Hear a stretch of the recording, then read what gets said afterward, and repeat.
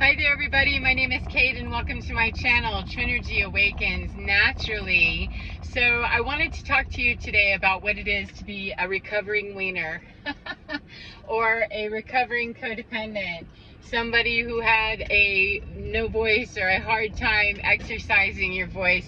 If you're one of those or you have one of those in your world, I'm going to speak to that because this is a very challenging time. Earth time got real in the last couple of months, the last couple of years for some of us, but in the last few months it's been pretty intense and growing more intense as we go. And if we haven't really learned how to find our voice, stand up in that, and find a way to execute that is comfortable for us, we can get run over or find ourselves triggered into places where we suddenly are growing a pair and they're too big for the situation. This is really not about having no voice. It's not about having a loud voice. It's about having the appropriate voice at the appropriate time in the appropriate way. So how does that happen? Magically, we hope and pray or affirm our way or tithe our way or vision board? You might. However, there's some more practical application of that I've found. And that is finding where the imbalance is to begin with, learning how to say yes at the correct time, and learning how to say no at the correct time. And I know for myself as a recovering people pleaser and wiener, I was coming from a genuine place, truly, of wanting to be helpful. However, a lot of times whenever I was saying yes, I was absolutely needing to say no for my own health and for the health of other people, the emotional health, not their, body, their finances, their soul, all that, just talking about the well-being overall of me, and my well-being is more important than anyone else's. And I'm not talking about when we have a high need for a sick child or a sick something or someone that truly needs us, and we need to then find ways to work with that situation so that we are also getting our needs met. So it's not an all or nothing, it never is. There's delicate balance to be had in all situations. Sorry, I'm on my way somewhere and I'm kind of looking to make sure I don't get too lost. I've lived here 4 years and still have to use my GPS a lot. Geographically challenged, as they say. That's why I use assistive devices to keep me from getting lost, and many of them. So instead of berating myself about what kind of a geographically challenged moron I am, yeah, I used to hear that, like, yeah, okay, whatever, I don't do maps, except I know how to read one that's already telling me what direction to go. I can do that. So why sit in the shame and the blame of all that monkey doo-doo of somebody else's assessment of my ability to read a map? So anyway, learning to say yes and no appropriately really has to do with how is this meeting my needs. And if we truly are looking to be altruistic and caring about the people in our world, if we don't truly care for the caregiver that we are, that will burn out, it will get resentful, and we start getting into tit-for-tat relationships, especially with people who like to play like that. And this is whether people are conscious of their codependent and weird behavior or not. It's me that needs to be the most aware of my codependency, because I'm the only one that's going to stop me in toxic, narcissistic, codependent, dysfunctional relationships, whatever level of that you might be experiencing or being, is irrelevant. When we are identifying that, knowing how to identify that, we're only going to be able to change our end of that. That will necessarily change, oh yes it will, the way that somebody else is going to dance. If they're used to us dancing the tango in a very specific way and we shake up the music or we start moving a different way, it can freak people out. And so that's where I found for myself that I did not have nearly enough skill in identifying that there's a no that needs to be said here for your own health and well-being. There's also a yes that needs to be said here. Like, yes, I'll take accountability for more of my stuff and quit codependently asking for things, and I'll say no whenever other people are asking that from me, because that buys us open invitation. When we codependently say yes and no, it leaves us open, rather, for the wide open invitation for other people to fill in the void with the side of that equation that works for them. And it grows resentment on both sides in codependency. For instance, in my past, when I was married and living very dysfunctionally and quite codependently, I would ask to be driven places, or I would ask, the logistics person in my life, who was my ex-husband, he was my husband at the time. However, I would ask him, to go run errands and things, because I had such anxiety that it made it very difficult for me to safely drive. I was very anxious to drive. just all kinds of compounding problems, and I slept a lot and was very somnolent and not very engaged. And so I would ask for room, lots of room, to please go and get the logistical side of life done. And the answer was, okay, yes. However, the resentment on the other side of that was that we had no emotional connection because there was resentment. And I was resentful of the fact that there's no emotional content here. It's just, you know, I can rely on you to go and pick up prescriptions. However, I got no connection with you. You know, we're now divorced, of course, which was a problem that really wasn't being addressed and never was addressed. We just split up, but it left me with the need to change my dance step immediately because I don't want to recreate the tango or the mambo or anything else with somebody else if I didn't like dancing like that. And I danced ugly and cried even uglier every day. So the secret to that was, rather than grow that tit for tat stuff, because I was looking at it, well, just because you ran an errand doesn't mean that, you know, I want to take you forgetting my birthday or forgetting our anniversary, that's where you can slide on that. I don't get where the conveyance of, you know, goods and services here, where it is here, what the hell. And he was, I imagine, I don't know, was so resentful of the fact that he got ladled with a bunch of responsibilities, literal, you know, run errands, do this kind of thing, that he pulled away emotionally, and we had zero connection on anything other than logistical troop movement happened. However, nobody was very happy in it, and neither of us were getting, well, I'm gonna say neither of us were getting our needs met. I can't really speak to what he was getting. He walked out, so I'm gonna say he wasn't getting his needs met and found them elsewhere, which, okay, but what I was looking for was a way to manage my emotions and manage the fact that I felt emotionally disconnected from everything and that I felt unsafe all the time. And it wasn't happening by, you know, the proof that I was being taken care of is that, you know, stuff got done, you know, as far as logistics go, stuff got done, yet that didn't fill the void in my heart of I feel emotionally disconnected here. That did nothing for that. And so we could never meet eye to eye, and it turned into a lot of tit for tat stuff where I would say, well, you know, we're not going to celebrate our anniversary or something. Well, you know, because I had to do this. I mean, the argument turned into that tit for tat of, I'm talking about an emotional void here, and you're talking about, you know, that how much money I spent at the grocery store is my way of showing you how much I hate you. What? You know, I don't even know what you're saying here. And you're saying that because I do all of this stuff, you know, running errands, that why am I not happy and how come I don't know that you love me? Like, we're in love languages that are different, I guess you could say. However, truly, I'm going to push that a little bit further and say that is more than just a love language error. It was in my life. It was a matter that I didn't feel safe emotionally, and it made the rest of my life next to impossible to function for me personally. Other people that managed to get up and walk around and do that and slam that home, good for you. However, that wasn't true for me, and it wasn't real. And, you know, shaming myself about how I wasn't crushing it the way other people didn't work. So ultimately, though, what did was, when this man walked out of my life, found himself built up somewhere else and took my entire family with him, built a case, and I became the big giant, you know, monster of the century, and went, oh wow, you know, so it forced me to have to look at, well, you know, what kind of monster was I? Because I do hold myself accountable. What was I bringing to the table? It's really that I didn't say no where it was appropriate, and I certainly didn't say yes where it's appropriate, and I was carrying emotional burden, emotional baggage, and emotional stuff that didn't convey over into, so I could, you know, you take me to the grocery store or, you know, stuff like this.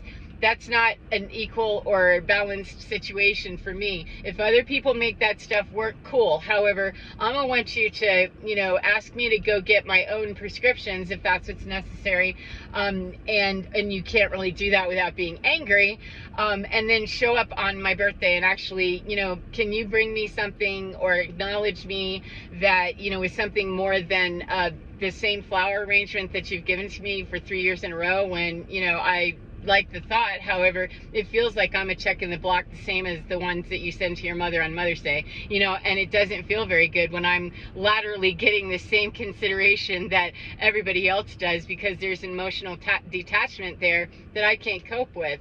And I'm not trying to say that I can push that or anybody else can push it one direction. However, we can definitely see where we are imbalanced heavily on our side, and more important is to also see, not just take the full burden, but in where we've been that doormat and the wiener not saying yes and no appropriately, it's to look the other direction and see, where can I really be able to push this responsibility over there, and say the accountability for not showing up emotionally is really going to have to lay over there. You know, that lies over on your side. And that is really a problem, because for people that are empaths and, you know, those that connect at the heart, which I believe everybody, you know, could be, we're all, you know, wired to have heart connection. It's just that we're not all interested in doing that. And so I'm not about, you know, just being cruel to people. It's just that if you've got a very perfunctory logistician kind of thing going, where it's goods and services exchanged, you know, I'm not likely to play with you very well, because I prefer much more to take care of myself and the logistics of life, because I was forced to. I believe I paid all my karmic debt on that. You know, after not doing it for a very long time, I've absolutely become the master and captain of my own ship. I do everything by myself because I'm still by myself, and I'm cool with that. But I also know that it's okay to let people in and help me. I just can't walk out with the expectation that goods and services exchanged is a very perfunctory feeling for me, and so I don't like it. And whenever I meet other people that seem to run on that, you know, tit for tat thing, that if you can't bring the emotions and the, you know, content and as well as, excuse me, the logistical stuff, or the, you know, goods and services kind of thing, that's not going to work for me. We're kind of geared to be one or the other. Most people are just kind of, I'm going to be a heart-centered kind of person that needs to learn how to, you know, really work with being more functional up here in my mind. Or I'm more of a mind person who really could use to come down into my heart a little more. And if people are not willing to come from wherever their imbalance is, then I don't want to work with them. You know, if I get somebody that's overly emotional, overly sensitive, and can't hang with the fact that, yeah, no, we're going to have one of those, you know, very clinical conversations right now. If they can't handle that, that doesn't work any better. So it's really about assessing the needs of me and whomever I'm dealing with, particularly if it's a family relationship or a marriage, you know, an intimate relationship of some kind that I've either had long term and has historically been a problem, or it's one that I'm initiating thinking that it might turn into an intimate relationship of some kind. Whether platonic or not is irrelevant, that we often will continue to pattern out and recreate situations where we came from, and then be standing around, you know, blindsided when the honeymoon phase of a friendship, a love relationship, or whatever the next stand-in, we get blindsided by that when that honeymoon phase ends, and we go, oh my God, what happened? You know, it's about pattern recognition and understanding what's my pattern. How do I become, you know, more balanced within me so that I don't recreate the same, you know, icky that was me, and be very honest in those evaluations with myself and a third party who wasn't interested in it at all, ever. Rarely did I get information from the people that I left and that left me. I didn't get a whole lot of, you know, unbiased information from them. There was a lot of resentment on both sides. There was a lot of holding grudges and being very angry and pent up with rage that had been unexpressed for a long time, inside my marriage as well as outside with my, you know, personal family of origin. So if we can't debrief that, though, if we can't do self-evaluation and get strong enough to be able to hear what somebody's complaint might be, whether they're completely off the chain with it or not is irrelevant. If we can't even face the fact, you know, for myself, for instance, if I couldn't face the fact that I was asleep a lot, very somnolent, and addicted to my little blue pills and running away because I just couldn't cope at all, for many reasons. However, none of the reasons, whether there was an emotional detachment from my family or not, it's still up to me to have either helped to create that attachment or move myself away from that. And I did not do any of those things for a multitude of reasons. It isn't about shaming myself. It's not about shaming the other side. It's about finding accountability. Where is that? And how is this going to pick up and move? And oftentimes humans just like to stay in the rut that we're in, the quiet discomfort of the comfortable discomfort that we're in. You know, we might not like it. We might have, you know, a whole lot of grunting we can do about it. However, it's a known quantity rather than stepping out into the unknown of me or having to tell someone else about our vulnerability, especially if we're moving around with people that like to see that vulnerability. And that was part of the problem in my own personal relationship, is that was pretty much a Shark Tank, and I wasn't a shark and wasn't playing well and losing the battle. So again, though, I'm not willing to say, you know, 100% of the problem was somebody else. It wasn't me. It absolutely was me. If I was there, I'm part of that concoction of, you know, toxicity. So I'm creating it and recreating it by being there with my stamp of approval on it, by saying, okay, I'm still showing up here. And so the honesty of not recreating that again with people is, where was I in that? Where did I let people step on me? Where was I a wiener and where was I a taker that, you know, wasn't playing fair? Where was my expectation coming from? And where was I wrong in my assessment and my entitlement, as well as where's that happening from the other side? And then staying out of the department as much as possible, as soon as possible, as many times as possible that it comes up, to squash the idea that, you know, shame on him, shame on them, how dare they. There has to be that part of the process for most of us, if we're going to be truly honest, where we go through the 5 stages of grief, which involves the blaming and the anger and all of this stuff, because we're grieving the loss of something that, you know, whether the person actually is deceased or not, grieving the relationship, grieving the death of that old me, that I was very familiar with that drill. I didn't like it. However, it was functioning dysfunction. It's like a functioning alcoholic or a functioning drug addict of some kind, functioning codependency, that it wobbled and it definitely crawled around and looked terrible and felt terrible. However, it was still marginally functional enough to put the check in the block. So it isn't about assigning the blame and saying it was all him, or worse, you know, for me personally, to take it all in and say it was all me. I had a greater challenge, because I was coming from that side, to say, yeah, there's really a lot of accountability over there about what did you add to that cake from over there? What did you add to this family cake, this marital cake, this, you know, disaster cake? What did you add over here, sir, ma'am, whomever, to make this what it was? What was your part? And unless we have from the other side the willingness for the cooks over there to talk about the ingredients they added and be willing to say, yeah, you put pickle juice in there, that tastes like shit, you know, and say, where did I put in, you know, too much salt, or where did I, you know, overload it with too much sugar? Where did I give too much? Where did I take too much? What were my expectations of what this lava cake was going to taste like, you know, when it was done, and what were yours? We aren't going to bake well with anybody. We're not going to cook well, and we're not going to have anything worthy of tasting that anybody's very satisfied with, unless we just want to paste that smile on and go, oh, the lava cake looks good. Nobody wants to eat it. However, it looks good. You know, we've got Martha Stewart going, and as long as it looks good, nobody's getting fed. Unless we're going to talk to cooks who are going to be in the kitchen with us concocting new things, we're going to just continue to be in the functioning dysfunction. And I found that so painful and just sad. And though I was angry, hurt, and just shocked with the really terrible behavior that came out of that, when I started saying, okay, you know, walk out, keep going, just, you know, whatever you need to do, not playing by the rules anymore, just really ticked a bunch of people off in my world.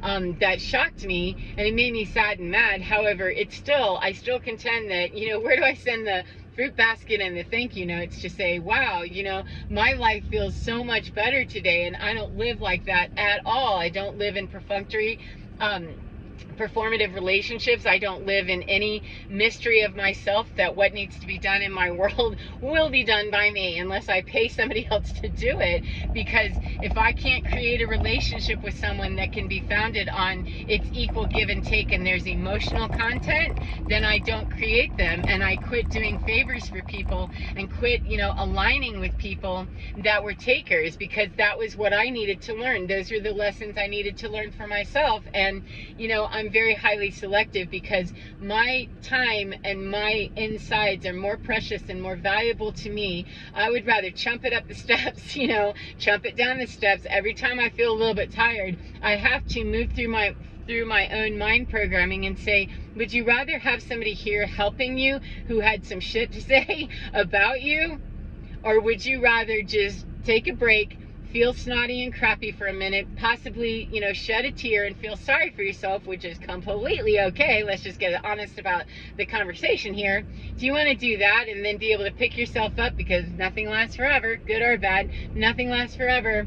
Would you rather stand here and just say, man, it sucks not to have help sometimes, because that's a much shorter duration than it is to jump into a relationship, be stuck there, and then have to have the very uncomfortable conversation with somebody that you kind of already know was a tit for tat kind of person that had their yeses and their nos way screwed up, because the no's coming your direction with what they're going to offer you hurts feelings as much as the yes that you feel obligated to say to them whenever they don't have any boundaries and boldly ask you to, you know, come help them, etc. You know, kind souls are kind souls. However, kind souls can get resentful too, and it doesn't matter what the other side is doing. We change our dance step, we change our ingredients, we change our whole kitchen, whatever we need to do at whatever level that we're willing to get out of that quiet, you know, death that's happening, at least for me and people that I've observed that were in a situation like me, in that dysfunction and toxicity. So believe I've found my way, and I've got to go shopping for a few things.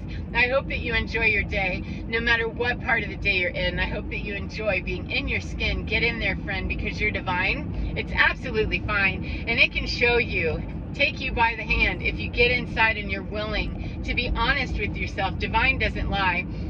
And we do know, you know, we might be kind of confused, befuddled, and need some help sometimes, but divine within us knows. Our soul within us knows. Our integrity, our respect, our intuition, whatever you call that, knows what is really truly divine and what feels very fine. So get in touch with that and enjoy that. And I'll see you again. Take care until I do, and I'll see you again soon. Bye-bye, friends. Mwah!